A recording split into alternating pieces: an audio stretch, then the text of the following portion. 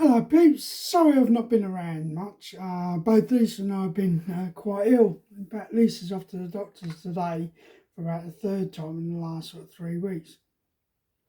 I've ended up what they believe might be a frozen shoulder, or I might have slightly dislocated my shoulder. So been a bit of traumatic couple of weeks, the last couple of weeks. Why am I videoing today? Well, the main reason I'm videoing today is, if you didn't know, 29th of October is World Stroke Day. And as some of you will know, September last year, I ended up with a stroke. I had a minor stroke. Now, one of the things about the stroke was I didn't even know I was having it. I drove all the way back from Birmingham back to Loughborough. I'd been out on the golf course working for DP World Tour, not realising I was having a stroke. So yeah, it's quite a thing. But one of the things about having a stroke was the fact that I couldn't go out tabbing. I couldn't play golf, which you all know I love playing my golf. And one of the things, I couldn't play my wonderful guitar. So I'm just going to switch the camera around a second so you can see my collection of guitars. And as some of you will know, it's back in 2019 I actually started playing the guitar. And look, I've now got 1, 2, 3, 4, and the bass that I'm holding at the moment, 5 guitars. But one of the things about the guitars was I ended up locking them away in the wardrobe because they were there and I couldn't play them, and I was getting frustrated, extremely frustrated. It was upsetting me, so I ended up locking them away in the wardrobe. And the main reason that I couldn't play them was I couldn't manipulate my left hand. Now, one of the things that during my recovery, they suggested that I got some of these grippers and started to flex my fingers. Well, that was fine. I was flexing my whole hand, but I couldn't manipulate individual fingers. Now, what I ended up doing is, through my son-in-law, funnily enough, I ended up getting one of these. Now, this cost me 13 quid. Best 13 quid I ever spent. Because what it does is I can manipulate individual fingers. So the grippers were doing, but I wasn't able to concentrate on individual fingers. Now, what you've got on here is some strength adjusters. So you can adjust the strength on these. But like I say, I was getting frustrated. I've got these guitars and I love playing my guitars, but I just couldn't play them. But now I can. Not to the same standard that I was before, but at least I can now play. Now what I'm going to do is I'm going to show you how I can manipulate my fingers up and down there.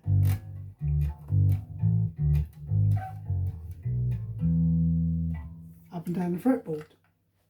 So what I'm going to do, I'm going to play a tune for you, and I want you to just see how I'm actually manipulating my fingers up down the fretboard, which is the main thing. Now this is going to go to the Stroke Association to use for their sort of videos for recovery of people. So bear with me, I'm just going to start the